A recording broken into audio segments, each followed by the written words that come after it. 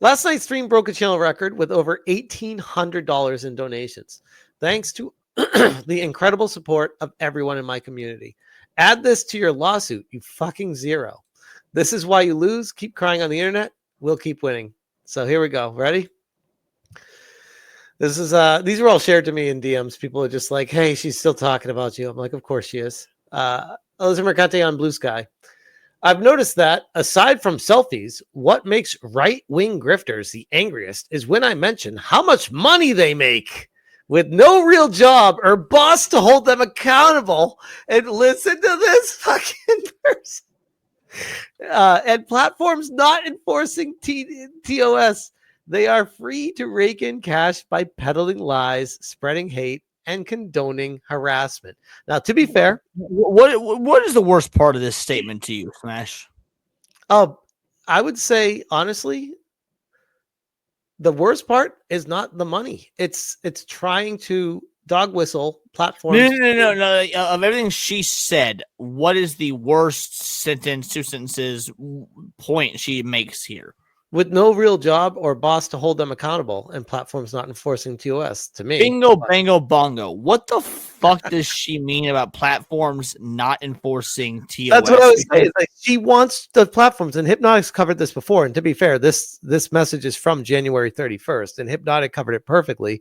I don't want to take the words out of his mouth. Where was fucking posted from? From Blue Sky. But yep. Hypnotic, are you? What's that? I'm eating. Oh, okay. So Hypnotic was basically saying that no, the platform is enforcing the terms of service the way that they're intended. What she's upset about is that they're not enforcing them the way she is interpreting them, and she's angry at the platforms because of that. Because she wants them. Real quick, Smash. Mm-hmm. Adam Sage in the chat says, "No boss. We are your boss," talking about the audience. And I think there's both a truth and untruth to that. I give my thoughts, but first, let's hear you and Hypno on it. I'm going to say something pretty controversial. Go for it. Yes, they are my boss. But at the same time, they want me to be me. And they will hold me accountable to be me. So it's not the prototypical boss like at a job, but it's like a boss like holding me accountable for what I do. If that makes sense. Hypno? You don't want my answer. No, I do. I mean, yours is actually probably going to be very similar to mine. Leon's tried so hard to get Hypno canceled. Like, go ahead, Hypno. No, not at all. No, I know Hypno's answer. And if he doesn't want to say it first, I'll say it, and then I guarantee you'll agree. Look at Levisto says, what? No, I want Smash JT to play games. By the way, Bitter was upset you didn't recognize him. What do you mean? No, chat, you're not our boss. And don't get me wrong, as much as I have successful live streams, Hypno, Smash have successful live streams, we would be doing this whether there was 0 chat or 3,000 in the chat. You kind of don't dictate the way we run our shows, our opinions, the whole nine, and we. No, go for it. No. All right. You're here because one of two things: either you agree with us, or if you disagree with us, you know there's healthy discourse in disagreeing with us, and we're not going to shaft you like the modern day media. And both of those things are equally valuable. So no, you're not our boss. You might be the people that pay our way in terms of super chats and memberships, and that will never be understated, and it will always be appreciated. Do we know if that person was being serious or if they were being sarcastic? Ourselves. What was that, Hypno? Do we know if that person was being serious or if they were being sarcastic? Which person? No. Even if they're being sarcastic, it's just an interesting comment. The reason I brought that up is because George Lucas once said that basically he said fuck you to those that don't like the special editions of Star Wars. This is my project. I made it for me. And I disagree with that, in that there is a mutual responsibility between the audience and the creator. But at no point is the audience the boss. They're there for an engagement-based reason of wanting to be part of something. And at any point they can leave. At any point, if we leave, our business income, artistic integrity, whatever you call it, dries up. So you can have 1,000 people watching. If 100 of them leave, that's fair. We don't stop doing what we're doing. So the audience isn't our boss. We just trust our audience to be intelligent adults that can have adult conversations if we disagree. I would agree with that standpoint. I just think the dynamic might shift the more you're able to rely on the audience to support your career. Can we go back to making fun of Alyssa Mercante now? Yes. I don't think we can make fun of her more than she did herself when admitting she has to fucking move because our house got sold from under her. Oh, we're gonna get to that one. Oh yes. I love watching a bad guy crash out. This is last night. Wait, who's the bad guy? No, sorry, this is yesterday afternoon. People were assuming that she's talking about me because this was in between tweets of retweeting about other stuff. So how would you be crashing out though? I mean, I don't think trying to make logic out of this.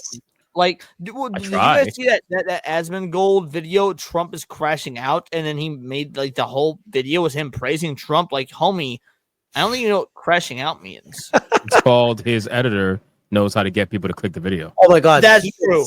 You know what? That's true. Asmongold got a good editor. The thumbnails and titles of his videos are top tier. Like, I am impressed constantly with them. She followed it up saying, it's almost like you can't replace actual journalism with YouTube reactionaries. So what? And yet it still happened anyway. Your response to Gamergate 2.0, like what would you consider your response to the Brutus list, if not reactionary? Well, again, I want to go back to the fact that it happened anyway. That's what I was just going to say. Back to Hypno's point, it literally happened though. So I don't know what she's. Right, you could spurg out all you want and be like, "Oh, this is why you can't replace us," but you have been. So we have, and the only way that you can undermine the change is by literally breaking the law, allegedly, and stealing identity and lying and trying to go out of your way to trick someone. That is now proving someone is not credible. But by the way, Alyssa, this has nothing to do with your Kotaku former job because you were fired for being anti-Semitic. There's nothing to do with your gaming tastes. You claim you're a hockey fan, but you don't root for the St. Louis Blues. I'm gonna call you a fake fan. Why? I mean, how's her channels doing? If this is like, if we're just reactionaries and we don't know what we're doing and we suck, so like, how's your YouTube channel doing? How's your Twitch doing? That's a good question because I haven't. Last I checked, and it's been about 2 months, she had 52 live viewers. Dude, this is wild. Check this. Pretty solid. She gave up already. She hasn't uploaded? She hasn't uploaded in 2 weeks. She gave up. That requires work. That requires consistency and work. On YouTube alone, you have 602 viewers right now, and her 2 weeks ago or 2 months ago, whatever I said, had 52 live viewers. Like, if she actually wanted to have this fight, she would 100% be going live every opportunity. Mm-hmm. Mm-hmm. I think it's also funny. It's so much easier to work a regular job because somebody else is in charge of you, right? Versus, if she's trying to be a content and it's creator, a steady income, whereas it's like, right. Yeah. Right. I'm not saying that our job is harder. What I'm saying is it's harder for people to be able to have control over themselves and keep themselves accountable for being consistent, keep themselves accountable to wake up every day and put the work in. Mm-hmm. And even though she's been fired as a journalist, she's still treating content creation as a side gig, but she wants all the benefits from it, which is why she keeps talking about her Patreon, keeps talking about the fact that you can. Know what's hilarious about her being fired as a journalist? I'm not saying this from a political point of view. This is just an observation from the outside. She was fired for supposedly being anti-Semitic, which means that no matter how far left Kotaku is willing to lean, they would still be like pro-Israel, which is a pretty right-leaning perspective. And so even Kotaku has like a political line they draw. Again, have the views you want in terms of Israel, Palestine, the whole nine. All I'm saying is the Kotaku's parent company, Geo Media, clearly has an allegiance, and they found Alyssa's commentary to be so problematic that they let her go. That's kind of fucking hilarious from one of the most left-leaning outlets you could possibly find. I mean, it is and it isn't, because they have a history of letting them go. She's not the first in a long line of. But is she the first to be let go for anti-Semitism? That was their reason. She acknowledged it. Allegedly. I mean, allegedly. Yeah. As far as what she says it was.